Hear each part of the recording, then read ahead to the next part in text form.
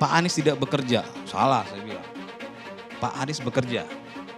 Karena Pak Anies bekerjalah maka Jakarta ini hancur. Dan dia bingung juga mau kemana nih air dilempar. Kalau sudah sekdanya bingung, gubernurnya bingung, selesai nih barang nih gitu kan. Biarkan wakilnya bekerja.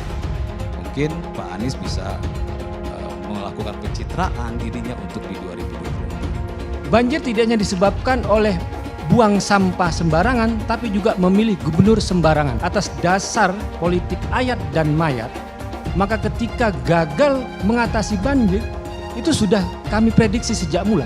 Ketika seseorang hanya dilihat dari politik identitas pada isu SARA, kemudian muncul dalam ranah pilkada, ketika dia jadi, maka tidak bisa diharapkan untuk menyelesaikan persoalan yang ada. Keterlaluan sekali ya, banjir kok berjilid-jilid itu kan masalah kan di situ. Bukankah dalam kampanye pilkada yang lalu, Pak Anies selalu bilang bahwa itu melawan sunnatullah ketika membuang air itu ke laut. Harusnya air itu dimasukkan ke bumi, ke tanah, tidak dialirkan dengan gorong-gorong. Makanya kita sindir, loh kok banjir? Jawabannya adalah balapan kebut-kebutan mobil Formula E dengan anggaran 1,6 triliun. Normalisasi tidak dikerjakan. Naturalisasi hanya bicara saja. Biopori tidak ada juga. Proyek bodoh dari Pemprov DKI Jakarta bikin sumur resapan di atas trotoar. Trotoarnya sendiri lebih tinggi dari jalan, dari permukaan jalan, ditambah lagi sumur resapannya lebih tinggi, terus air apa yang akan meresap ke dalam? Dan ini melawan sunnatullah. Kenapa? Air itu turun dari langit ke bumi, bukan ke laut. Harusnya dimasukkan ke dalam bumi, masukkan tanah. Di seluruh dunia air jatuh itu dimasukkan ke tanah, bukan dialirkan pakai gorong-gorong raksasa ke laut. Jakarta telah mengambil keputusan yang fatal. Itu orang nggak pernah mikir jadi gubernur. Saya heran, nggak mikir kok jadi. Kira-kira kalau mikir gimana? Orang muslimin yang menginginkan, para ulama yang berharap, ada lidah-lidah orang-orang susah yang tak berdosa selalu mohon minta kepada Allah. Saya melihatnya, ya Jenderal Dudung yang akan menjadi kasat. Kita tetap menyelenggarakan yaitu reuni akbar ini per tahun. Kalau perlu dijadikan tanggal 2 Desember ini sebagai hari ukhuwah nasional, kalau perlu tanggal merahin. Karena kita melihat saat ini masih ada penista agama, justru lebih marak terjadi penistaan agama. Ada Sukmawati, ada Guntur Romli, ada Armando, ini rentetan-rentetan. Sebenarnya tuh ya di dalam Islam, di dalam Quran itu gak ada pernyataan sholat itu 5 waktu di dalam Al-Quran. Tidak sekalipun Allah itu bilang sholat itu 5 kali ya. Saya nggak sedang menafsirkan. Saya bilang sholat 5 waktu di Quran itu nggak ada. Kan itu bukan tafsiran. Sebetulnya siapapun yang belajar Islam dan baca Al-Quran itu tahu itu tidak pernah ada dalam Al-Quran ya. Nah ini mohon itu Departemen Agama itu untuk memperbaiki terjemahan Al-Quran yang banyak anehnya ini. Banyak kata-kata dalam kurung itu untuk membingungkan dan menghilangkan makna sesungguhnya. Ada 12 tahun Nabi Muhammad tidak melakukan sholat. Apakah sholat 5 waktu itu ada di dalam Alkitab? Kalau sholat di dalam Alkitab ya nggak ada. Sholat 5 waktu itu nggak ada. Misalnya takbir begini, kemudian rukut, kemudian sujud seperti itu. Apalagi bacanya ada kata Muhammadnya. Allahumma sholli ala Muhammad wa ali Muhammad. Ya Allah selamatkan Muhammad dan keturunannya. Yang tentu saja nggak ada di dalam Alkitab, baik perjanjian lama maupun perjanjian baru. Ade Armando bilang begitu bahwa tidak ada sholat 5 waktu di dalam Al-Quran, dia benar 100%. Ternyata reformasi kultural Polri memang masih belum berjalan sebagaimana yang diharapkan. Kalau ada anggota yang bermasalah, maka punishment ini mesti harus dilakukan dengan sungguh-sungguh. Itu tidak cukup misalnya jika hanya diproses etik atau diproses disiplin. kami juga melihat ini kaitannya dengan pidana. Nah, oleh sebab itu kami berharap pidananya juga dijalankan sehingga akan menjadi efek jeras seperti itu. Ada pepatah, ikan busuk mulai dari kepala. Kalau tidak mampu membersihkan ekor, maka kepalanya yang saya potong. Indonesia adalah negara berketuhanan, bukan negara agama. Suka mengkafirkan orang yang berbeda. Kenapa kita kok ada gerakan di sini kafir? Misalnya kalau ada orang bawa patung Garuda, itu kafir. Itu dulu yang ditumpas oleh Nabi itu berhala. Patung burung Garuda. Orang tidak pakai cadar dibilang kafir. Orang kalau tidak begini dibilang kafir. Kalau tidak ikut sistem ini dibilang kafir. Kita semua harus melawan, bukan hanya pemerintah. Rakyat juga minta kita melawan, kita menindak.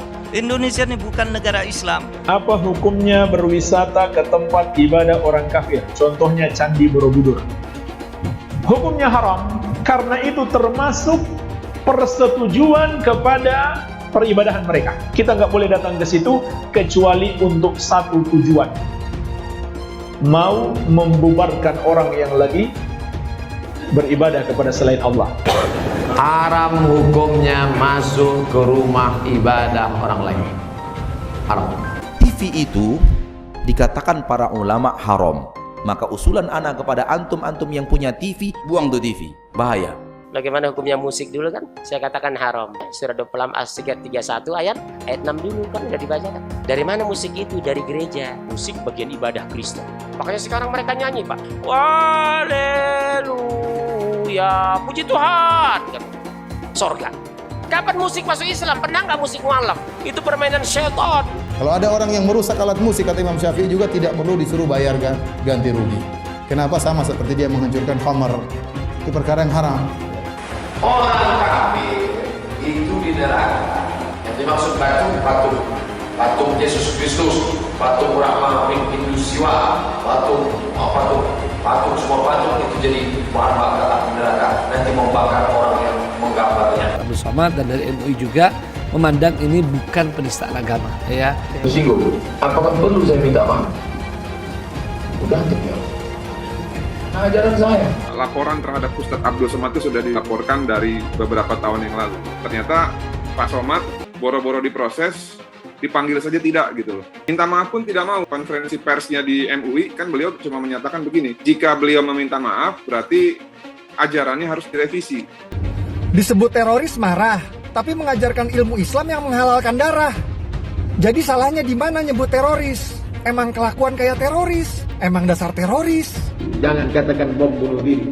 Ini banyak wartawan-wartawan yang tidak islami memakai istilah-istilah kafir tanpa dia sadari. Gerakan bunuh diri, padahal gerakan mati syahid. Zaman sahabat Nabi pakai pedang, zaman sekarang tak pakai pedang. Letupkan, ledakkan, mati syahid. Ada pun orang yang mengejek ini mati konyol. Orang mati syahid dia katakan mati konyol. Saya pernah ditanya, apa pendapat Pak Ustadz tentang ISIS? Bagus, saya bilang. Siapa yang tidak ikut kepada ISIS, kafir, halal darahnya. Itulah yang ditempelkan salib di belakang ambulan. Kalau masjid kita punya ambulan, balik dari sini, ambil pilok. Pilok itu lambang yang ada di ambulan.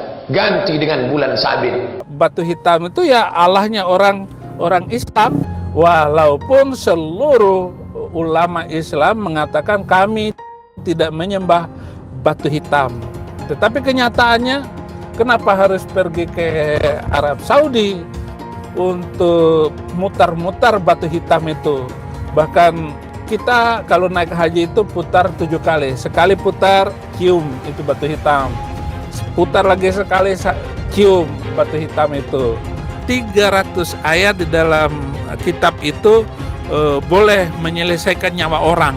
Bela kitab sucinya, bela Tuhannya. Ya kan, kalau Tuhannya pun setan mungkin dibela juga, kan begitu.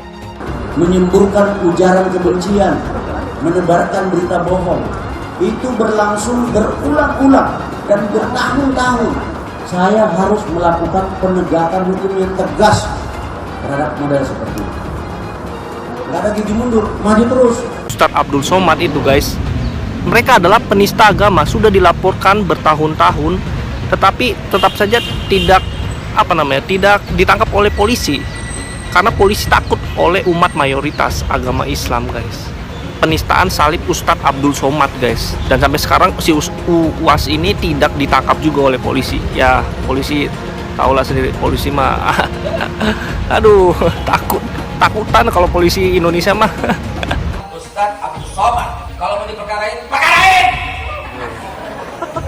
Kalau mau dilaporin, laporin. Kita ngomong begitu sah-sah saja, nggak ada salahnya. Allah yang bilang kok. Jadi apabila Somad, Abdul Somad yang menghina salibnya orang Kristen tidak mau meminta maaf, karena dari isi ceramah kau itu menimbulkan keributan antar umat beragama. Mungkin aja Somad ya, apabila ada orang non-muslim mengatakan di tasbih itu ada tuyul, kuntilanak atau genderuwo, marah nggak kau? Ingat loh, nanti di neraka itu justru banyak yang muslim yang masuk neraka. Agama musuh besar Pancasila. Indonesia itu harus memisahkan antara agama dan negara. Agama dan negara kalau dicampur aduk, maka dua-duanya akan mundur.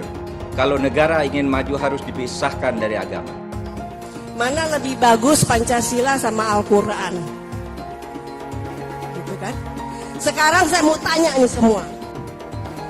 Yang berjuang di abad 20 itu Nabi yang mulia Muhammad apa Insinyur Soekarno untuk kemerdekaan?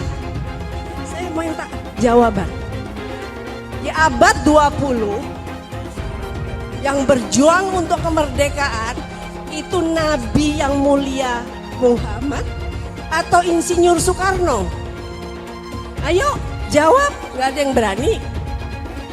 Beb, Ate, iki lagi rame iki, Beb. Apaan? Ada yang ngomong katanya di dalam salib itu ada jin kafir, Beb. Apa benar di Al-Quran ada seperti itu? Tidak ada. Terus dia ngolok-ngolok lagi simbol Tuhan agama lain sampai dibikin kepalanya ke kanan apa ke kiri. Apa boleh di Al-Quran seperti itu? Tidak boleh. Dia ngomong lagi, Beb, katanya jin kafir itu manggil lo, haleluya. Apa boleh di Al-Quran seperti itu, Beb? Tidak boleh, Allah tidak boleh. Terus kenapa dia masih bikin kayak gitu, Beb? Karena di salib itu ada jin kafir. Karena di salib itu ada jin kafir. Karena di salib itu ada jin kafir. Haleluya. Kepalanya ke kiri apa ke kanan? Kepalanya ke kiri apa ke kanan?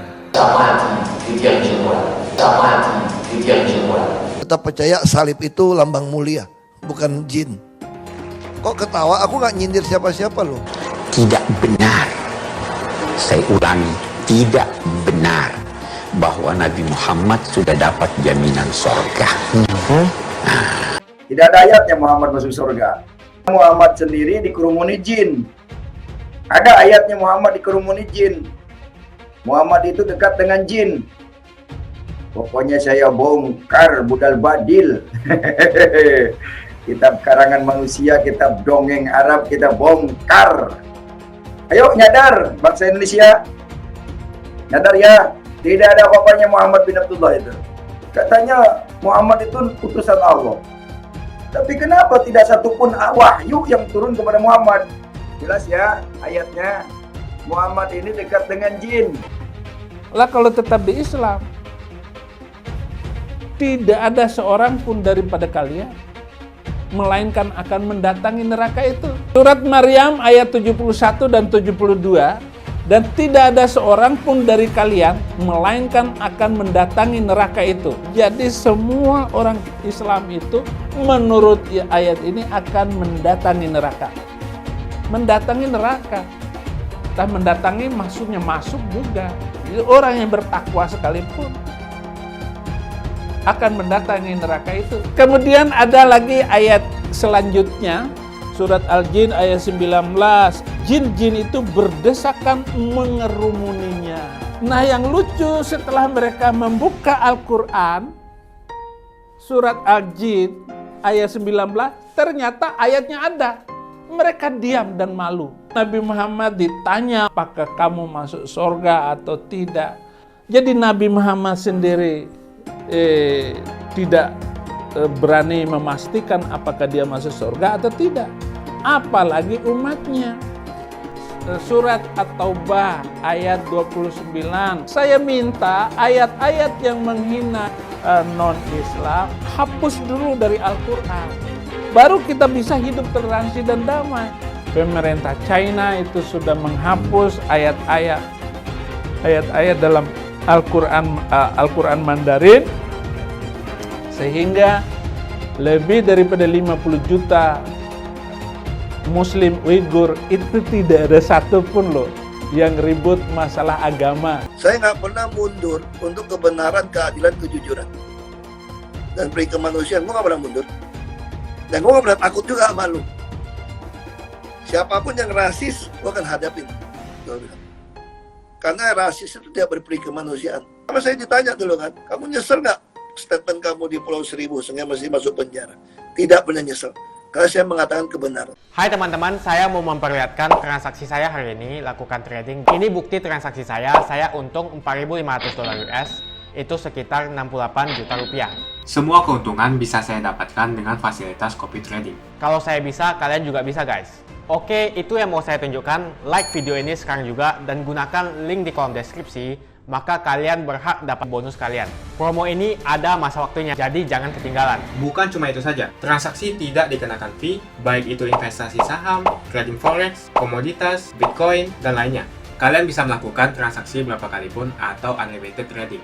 Dan tidak ada fee sama sekali. Jika transaksi di tempat lain sudah berapa fee-nya. Setelah menonton video ini, ayo mendaftar sekuritas hari ini, gratis dan tidak ada minimal deposit. Pastikan kalian menggunakan link di kolom deskripsi untuk mendapatkan welcome bonus. Bukan cuma itu, kalian akan dapat kelas trading online gratis senilai 3 juta rupiah atau $200 jika kalian deposit di bulan ini. Selamat menonton guys, enjoy! Hai semua, dengan saya Jonas Leong. Terima kasih banyak buat kalian, penonton setia yang selalu menonton di channel ini. Saya secara personal sangat menghargai waktu kalian. Dan saya sudah menganggap kalian sebagai family karena kalian selalu support di channel ini. Bagi kalian yang selalu menuliskan opini kalian di kolom komen, saya baca komen kalian satu persatu. Saya baca komen kalian untuk mengetahui opini kalian, tanggapan kalian, dan masukan kalian sangat berguna untuk video selanjutnya. Terima kasih banyak buat kalian yang selalu menekan tombol like di awal video. Video seperti ini membutuhkan waktu dan juga research. Dan ini semua gratis untuk kalian. Jadi pastikan kalian menekan tombol like-nya supaya saya mengetahui kalian menyukai konten yang saya bagikan. Dan dia bingung juga mau kemana nih air dilemparin. Kalau sudah sekdanya bingung, gubernurnya bingung, selesai nih barang nih gitu kan. Reklamasi itu dulu di zaman Pak Ahok, ketika reklamasi mau dilakukan, itu adalah tambahan sebesar 15% kontribusi untuk disetor ke kas DKI. Itu ditentang. Di zaman Pak Anies ternyata itu berjalan, tapi kontribusi yang 15% itu saya tidak mendengar ada. Karena ini bicara dengan nama Pak Anies, maka saya hanya mengatakan begini, Pak Anies itu adalah orang yang paling beruntung di Indonesia, mungkin di dunia Pak. Dan dia menjadi gubernur bukan karena apa yang dia lakukan, tapi ketika pemilihnya diteror dengan teror dosa. Maka kalau saya bercanda-bercanda, jika sandal jepit saat itu boleh melawan Pak Ahok, maka menanglah sandal jepit itu. Itu keberuntungan Pak Anies. Keberuntungan Pak Anies selanjutnya, setelah dia menjadi gubernur, DKI sini sudah tertata, sistemnya sudah ada, polanya sudah ada. Semuanya sudah ada, tinggal dijalankan. Tinggal tidur pun, ini jalan ini. Pak Anies akan menjadi gubernur yang berhasil ketika dia tidur. Makanya saya tidak sepakat ketika ada yang mengatakan Pak Anies tidak bekerja. Salah saya bilang. Pak Anies bekerja. Karena Pak Anies bekerjalah maka Jakarta ini hancur. Nah, tapi kita memang tidak perlu lagi selalu harus menyalahkan Pak Anies kan. Kita harus ada solusinya Pak. Kita harus bicara solusi. Apakah Pak Anies mau kembali melakukan sistem dan pola yang sudah dibangun oleh pendahulunya? Mau mengikuti? Saya rasa tidak mungkin. Maka kita berharap secepatnya Pak Riza Patria membantu Pak Anies untuk melakukan kerja-kerja dan pola-pola yang benar yang pernah dilakukan oleh Pak Jokowi dan Pak Ahok. Biarkan wakil yang bekerja. Mungkin Pak Anies bisa melakukan pencitraan dirinya untuk di 2024. Karena kan pasti sisi banjir tadi juga disebutkan juga ada sisi politik di situ dan juga tentu saja terkait dengan figur Pak Anies Baswedan. Bahwa menurut saya kegagalan Pak Anies mengatasi banjir, penanggulangan banjir, itu bisa menjadi pelajaran pendidikan politik yang baik bagi warga Jakarta dan juga bagi Indonesia. Bahwa dalam Pilkada DKI tahun 2016, 2017, yang sering didiskusikan, yang dipertanyakan bukan kapabilitas, kemampuan seorang memimpin mengatasi banjir, tapi adalah isu-isu sara. Atas dasar politik ayat dan mayat, maka ketika gagal mengatasi banjir, itu sudah kami prediksi sejak mula. Nah ini kita bicara soal, makanya meme ada di media sosial, itu yang rame. Banjir tidak hanya disebabkan oleh buang sampah sembarangan, tapi juga memilih gubernur sembarangan. Ketika seseorang hanya dilihat dari politik identitas pada isu sara, kemudian muncul dalam ranah pilkada, ketika dia jadi, maka tidak bisa diharapkan untuk menyelesaikan persoalan yang ada. Sehingga yang muncul adalah Pak Anies seperti ketua penanggulangan bencana daerah. Bicara korbannya berapa, di mana ini. Yang dipertanyakan oleh masyarakat warga Jakarta adalah apa konsep Pak Anies menyelesaikan mencegah banjir. Bukan bicara cuaca, itu BMKG. Apa yang beliau harus lakukan agar banjir tidak terulang lagi. Ternyata ketika banjir terus, sikap pendukung Pak Anies itu bukan mengkritik, bukan untuk menyelesaikan, tapi malah terus membela. Jadi hati-hati kalau bicara sekarang itu. Hari Sabtu Pak Anies posting wajah baru Jakarta. Hari Minggunya wajah banjir Jakarta. Di mana-mana foto itu ada. Akibat dari banjir itu tidak hanya warga, tapi RSCM, ya, ruang radiologi dan radioterapi terendam bersama alat-alatnya. Ini sangat menyedihkan bagi kita. Kemudian juga korban banjir. Jalan Rasuna Said itu lubang-lubang semua. Tapi kenapa Pak Anies kok yang diuji coba, yang diaspal kok malah batu cagar budaya Monas itu loh. Bukan jalan yang diaspal. Itu. Nah, ketika kita bicara soal banjir selalu disalahkan sebelum ini adalah dari Bogor, kiriman dari air dari sana dan sebagainya. Ternyata sekarang adalah cuaca atau hujan lokal. Ada cuaca ekstrim di Jakarta, Jabodetabek. Ada soal hujan, ada soal air pasang dan sebagainya. Nah, kalau orang yang sudah mengerti atau melakukan antisipasi, dia akan melakukan pencegahan. Apa yang bisa menyebabkan? Waduk mana yang harus dikeruk? Sungai mana yang harus dikeruk? Bukan tampil di media kemudian laporan, korban banjir segini, sekolah yang kena ini. Semestinya adalah apa yang harus dia lakukan. Nah, yang ini yang menjadi pertanyaan besar terhadap Pak Anies sekarang adalah apa yang harus dilakukan oleh Pak Anies ya untuk mencegah banjir yang 2 bulan ini sudah 5 kali. Ya, ini kan keterlaluan sekali ya. Banjir kok berjilid-jilid itu kan. Itu kan masalah kan di situ. Yang muncul alasan yang enggak. Misalnya Pak Anies bilang nunggu air surut. Kita baca, dari Januari sampai bulan Februari ketika ditanya kapal air surut, nunggu air laut surut. Loh saya bilang, bukankah dalam kampanye pilkada yang lalu, Pak Anies selalu bilang bahwa itu melawan sunnatullah ketika membuang air itu ke laut. Harusnya air itu dimasukkan ke bumi, ke tanah. Tidak dialihkan dengan gorong-gorong. Kenapa sekarang bicara soal menunggu air yang surut? Bikin biopori di mana-mana. Laporannya di mana sih? Berapa balai kota bikin drainase rumah Pak Anies atau siapapun. Nah, kita nggak pernah menemukan konsep atau pengerjaan konsep-konsep yang selama ini diucapkan oleh Pak Anies. Naturalisasi. Konsep naturalisasi yang dikerjakan itu mana?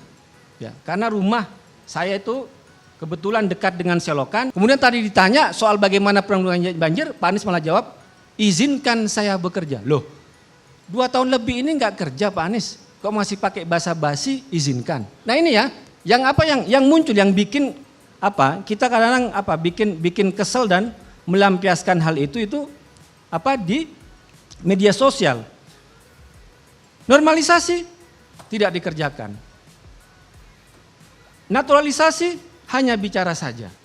Biopori tidak ada juga. Jadi apa penanggulangan banjir, pencegahan banjir itu apa gitu loh. Yang menjadi berita di mana-mana itu adalah pergelaran Formula E. Makanya kita sindir, loh kok banjir, jawabannya adalah balapan kebut-kebutan mobil Formula E dengan anggaran 1,6 triliun. Kenapa tidak anggaran 1,6 triliun itu digunakan membangun instalasi mobil listrik misalnya? 1,6 triliun bisa untuk KJP anak SD 533.000 setahun. Bisa membuat bendungan, 2 bendungan besar yang sekarang dibangun oleh pemerintah pusat di Cimahi dengan di Ciawi yang anggarannya 1,5 triliun.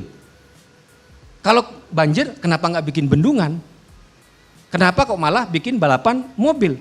Kemudian juga bisa membangun setidaknya 160 puskesmas tingkat 1. Karena mungkin putus asa, tidak bisa mengatasi banjir, ya. Kemudian tidak bisa melakukan hal apa-apa. Dibuatlah sebuah panggung politik, ya, untuk event dari internasional dengan dukungan pengusaha-pengusaha, cukong-cukong. Mungkin balapan formula boleh, tapi kalau pakai dana swasta dong. Seperti di USA, seperti di Hong Kong, bukan menggunakan duit rakyat 1,6 triliun gitu. Nah sekarang ternyata yang digunakan adalah duit rakyat, ya. Yang jelas formula itu di mana-mana itu merugi, sehingga nanti kerugian itu pun kepada warga DKI. Orang-orang yang kebanjiran saat ini itu rata-rata tidak akan bisa menikmati, dan uang yang harusnya difokuskan kepada penanggulangan banjir malah digunakan untuk hobi, untuk panggung-panggung politik dan tujuan-tujuan yang tidak berpihak kepada masyarakat DKI. Keributan di luar sana tentang sholat 5 waktu, bahwa memang sholat 5 waktu itu tidak ada satu ayat Al-Quran pun mengatakan ada sholat 5 waktu. Dari Mekah ke Palestina, Masjidil Aqsa, kemudian Nabi Muhammad memimpin sholat, dan Muhammadlah menjadi imam lalu naik ke Sidratil Muntaha, nunggang burak, yaitu kuda putih berwajah perempuan. Jadi kecepatannya melebihi kecepatan cahaya, kecepatannya. Dan bagaimana, ya nggak usah mikirin bagaimana proteksi, apakah dia pakai ini, pakai oksigen ke udara, tentu saja itu nggak usah ditanyakan. Tapi nah kalau nanya-nanya begitu ya bisa kafir kayak Saifuddin Ibrahim nanti kalian. Barang siapa yang meninggalkan sholat maka dia telah merubuhkan agama. Di hadis yang lain faqad kafara, dan barang siapa yang meninggalkan sholat faqad kafara, kafir. Ngeri juga lah, gua sudah 15 tahun nggak pernah sholat, ya kafir di dalam kafir. Jadi sholat itu adalah rukun Islam yang utama. Semua muslim pada hari kiamat nanti akan ditanya masalah sholatnya. Jadi kalau sholat yang 5 saja nggak lengkap, bahkan ancaman orang yang tidak sholat itu berat sekali, adalah dosa besar dan lebih berat siksaannya daripada orang yang berzina, membunuh sekalipun. Nah, itu di dalam kitabnya Ibnu Taimiyah. Keributan masalah sholat karena Ade Armando, seorang muslim yang moderat, dia mengatakan bahwa sholat itu tidak ada di dalam Al-Quran. Nah, ini pernyataan yang bagus juga untuk penginjilan saya, bahwa saya ini nggak salah ngomong, nggak asal ngomong gitu. Kalaupun ada orang yang marah karena omongan saya.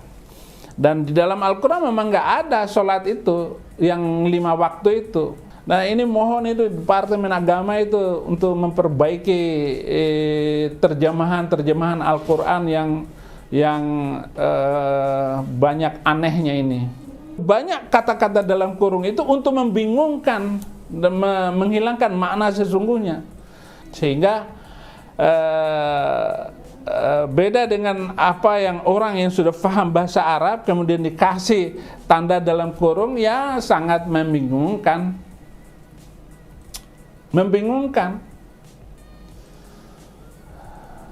Sehingga kita tidak mendapatkan makna yang sesungguhnya. Oh, surat Al-Ankabut ayat 45. Jadi sesungguhnya sholat itu mencegah dari perbuatan kotor dan mungkar. Tapi ya tetap aja banyak banyak orang yang berbuat jahat ya. Kenapa? Ya karena banyak yang nggak sholat. Artinya semakin banyak orang mendapat kekayaan, harta dunia, ya makin banyak orang nggak sholat. Sehingga apa? Ya tetap aja berbuat jahat. Kira-kira begitu. Kalau melihat ayat ini, karena mestinya kalau banyak orang yang sholat ya tambah baik dong. Apakah sholat 5 waktu itu ada di dalam Alkitab? Kalau sholat di dalam Alkitab ya nggak ada.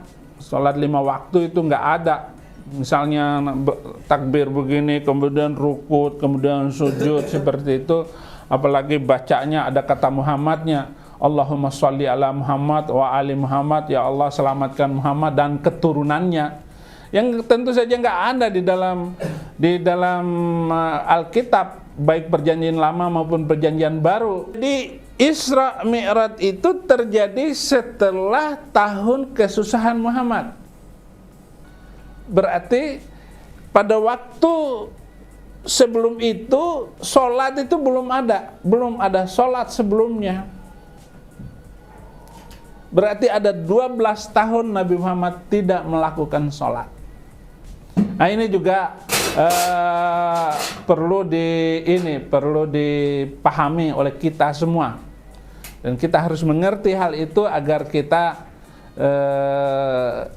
tidak disalahkan. Dan kalaupun beliau Ade Armando bilang begitu bahwa tidak ada sholat 5 waktu di dalam Al-Quran, dia benar 100%. Kita mau membangun hidup toleransi yang damai yang akan datang, kita harus belajar semua agama supaya kita ini tidak picik, tidak sempit berpikir, dan kita tidak fanatik dengan keyakinan kita masing-masing.